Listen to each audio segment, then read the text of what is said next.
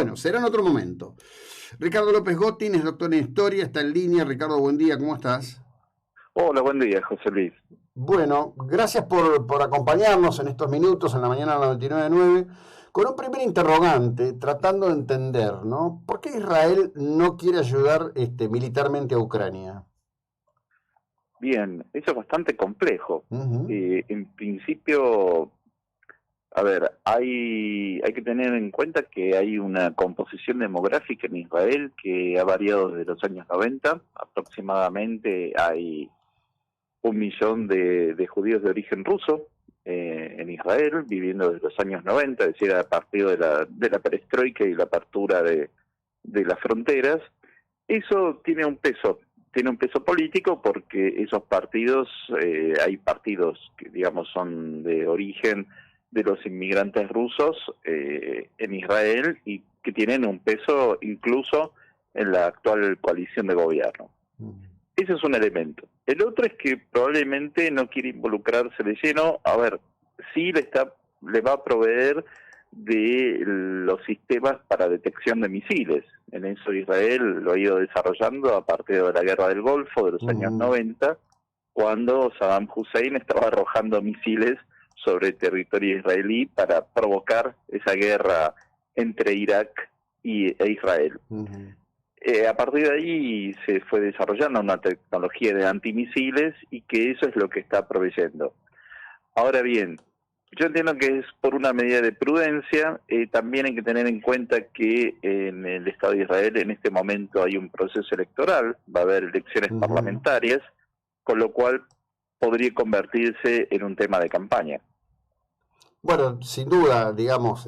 Ahora, evidentemente, el tema del peso de la proporción de población llegada desde Rusia se ha vuelto importante en los últimos años, ¿no? Porque además es un sector ultraconservador. Sí, a ver, es muy paradojal eso, porque en realidad es una población que llegó bastante despojada de su judaísmo, Ujú, eh, como consecuencia de toda la política antisionista, antisemita, anticosmopolita, como la llamaban en la Unión ujú. Soviética.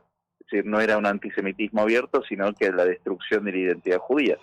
Bien, a partir de ahí, después en 1990-91 comienza esa fuerte migración y estimo que debe tener en este momento 1 millón de habitantes. Eso es un factor de peso electoral enorme.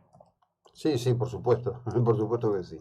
Digamos, lo que estamos hablando es de que le van a proveer el escudo misilístico, que es una cosa curiosa, ¿no? El desarrollo tecnológico de Israel, que en muchos sentidos es superador en diversos campos, ¿no? Por ejemplo, todo el tema del agua y demás. Si tuviéramos una tecnología no solo en Argentina, sino en otros países, como la que tiene Israel con respecto al tema del agua, probablemente no estaríamos sufriendo como estamos sufriendo por la sequía y el impacto que esto va a tener en los volúmenes de trigo, ¿no? Pero ese escudo de misiles, que ha demostrado ser extraordinario, inclusive llevó hace 2 años a que hubiese un enojo en ciertos sectores de la política europea porque decían que la proporción entre fallecidos palestinos en combate, en intercambio de disparos de proyectiles y los israelíes no era adecuada. Claro, lo que pasa es que la eficiencia del sistema del escudo es extraordinaria, ¿no? Yo espero que la verdad que por el bien de los ucranianos que se lo provean pronto. Sí, este tipo de tecnologías se fueron desarrollando sobre todo a partir de los años 90. Antes había como un acuerdo entre las partes de no desarrollarlo durante la Guerra Fría, más allá de que en la presidencia de Reagan empezaron a desarrollar este tipo de tecnología. Pero bueno, hay otros países como Japón que también tienen este tipo de escudos. Por suerte nunca lo han tenido que utilizar, pero hay varios países que lo Mm. tienen.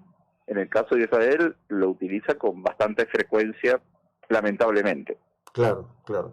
Bueno, te quiero traer a un tema nuestro para mí es un tema predominante, ¿no? Que es la cuestión de Roca.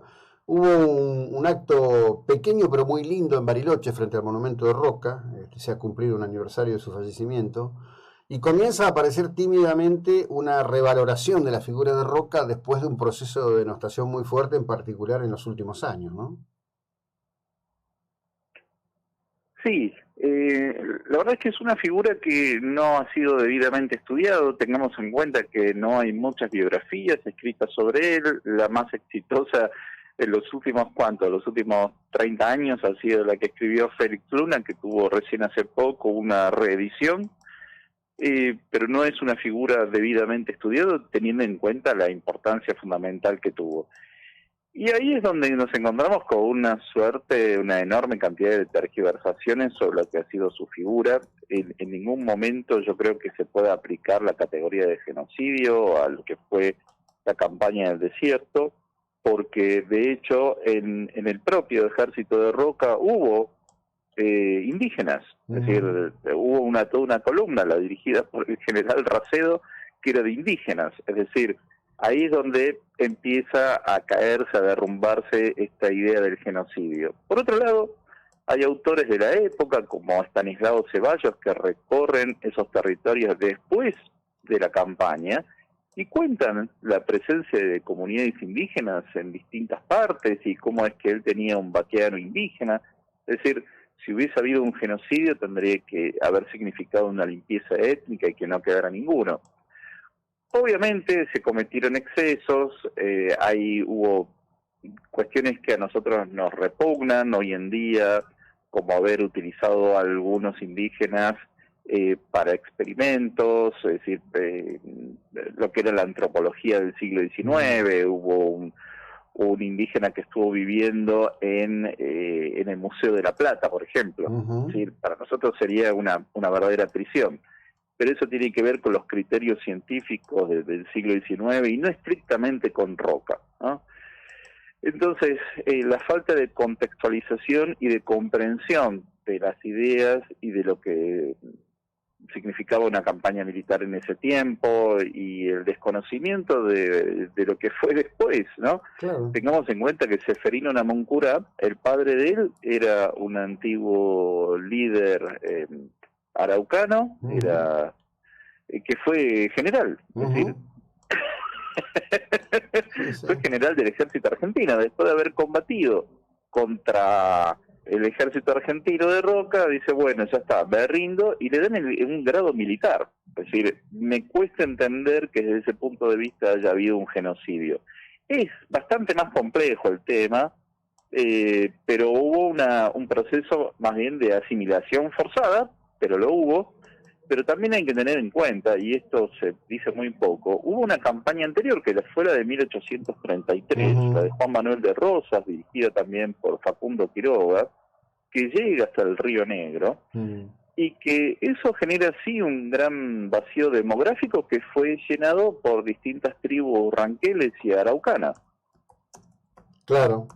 Bueno, pero yo voy a hacer una lectura un poquito más ampliada de estos fenómenos, ¿no? La llegada de los europeos y demás. Es decir, Cortés no conquistó México con su exiguo contingente, ni Pizarro conquistó el Perú con su exiguo contingente.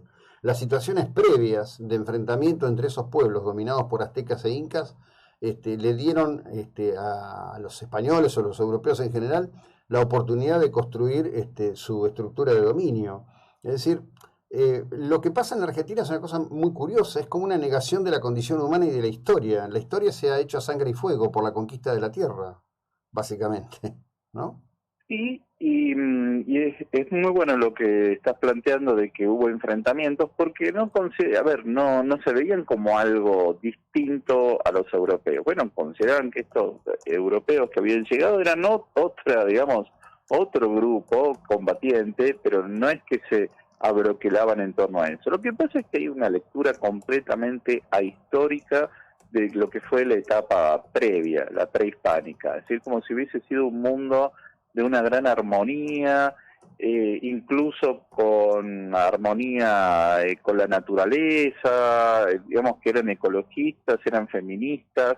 No, eso es todo una fantasía, no se corresponde con los datos históricos ni con los datos arqueológicos que se encuentran, no corresponde en absoluto nada de eso.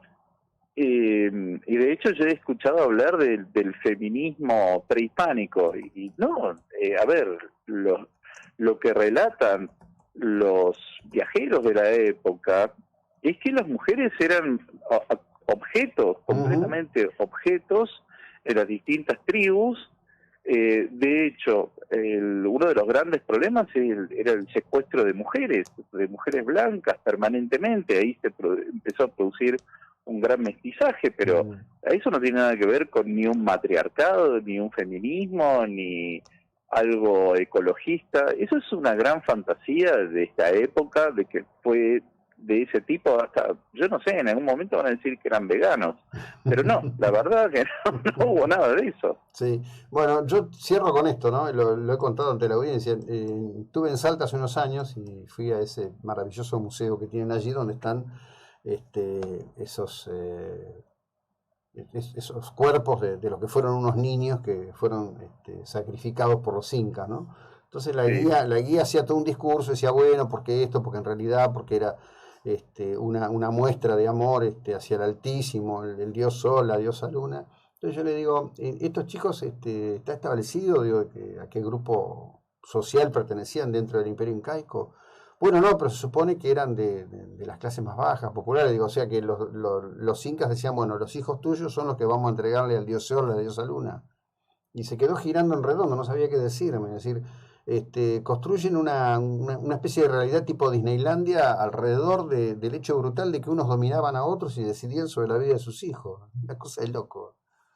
Sí. No sé. Sí, ese tipo de construcciones fantásticas son bastante habituales. De hecho, yo escuché esto del feminismo prehispánico y la verdad es que no resiste la menor argumentación.